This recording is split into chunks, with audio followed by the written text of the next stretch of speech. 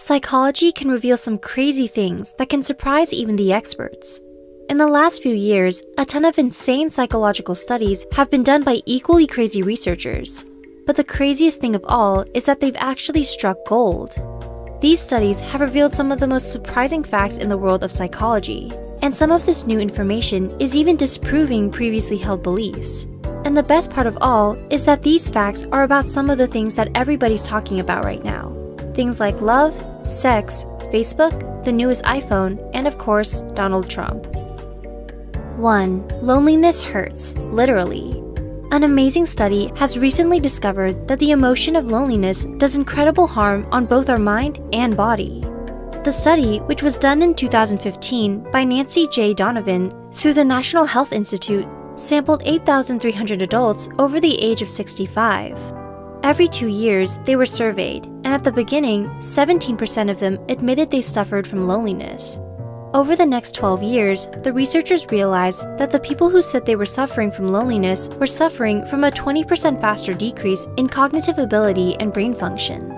A separate study showed that those who were suffering from loneliness had an almost 15% higher chance of dying prematurely. 2. Having sexual fantasies means you're healthy, not sick-minded. People with weird sexual fantasies have long been considered mentally unstable or weird. But a new study that came out in 2013 suggests that those with sexual fantasies are actually mentally healthier than those who don't. A study, which was released in the Journal of Sexual Medicine, has a lot of people rethinking sexual fantasies and kinks. 902 people who practiced BDSM were compared with 434 people who just had normal sex. The results were surprising. Those who practiced BDSM were less neurotic, more open with their partners, and more sensitive and open to rejection. Not only that, but they seemed to be more secure in their relationships and were generally happier. 3. Facebook will make you depressed. Everyone who is addicted to Facebook needs to listen up right now. A new study released in 2015 by the Palo Alto University and the University of Houston has discovered that increased Facebook usage is linked to depression.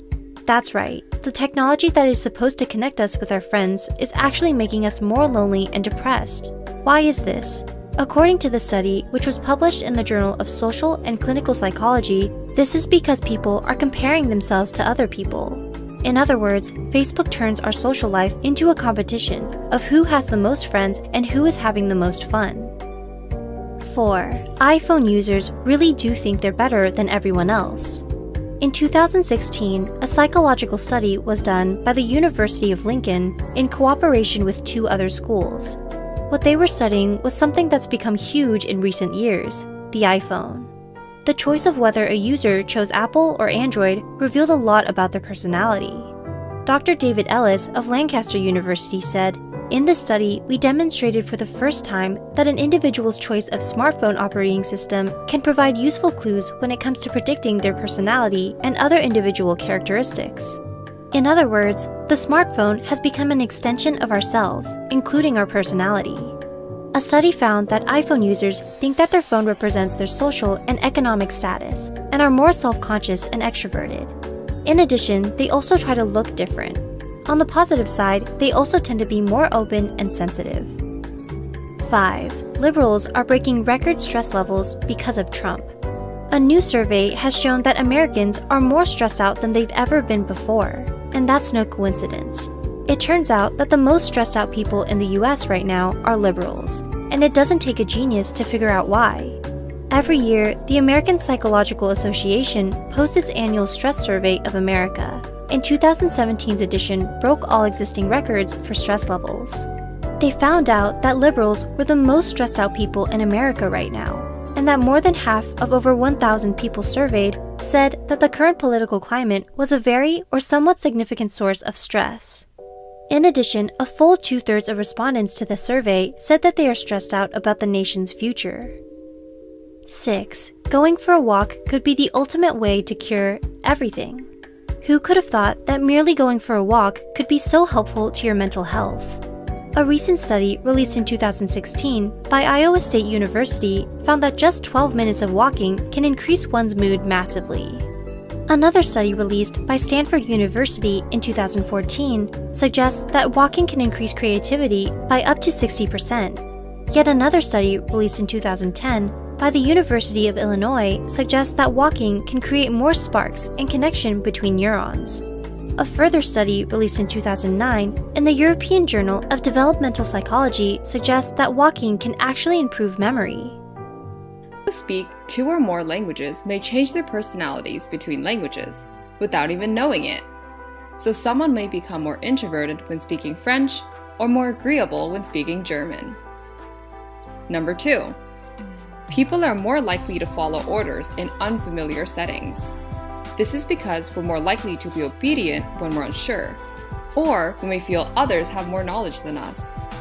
So if you want someone to do something with you, like go on a trip, maybe ask them in an unfamiliar environment. Number 3. Even those who are concerned with equality hold implicit bias about things such as race. This is due to something known as the outgroup bias, where we implicitly trust those who aren't a part of our in-group less. It is important to remember that this is implicit, meaning it is not consciously controlled. Number 4. Eye contact makes us more resistant to persuasion.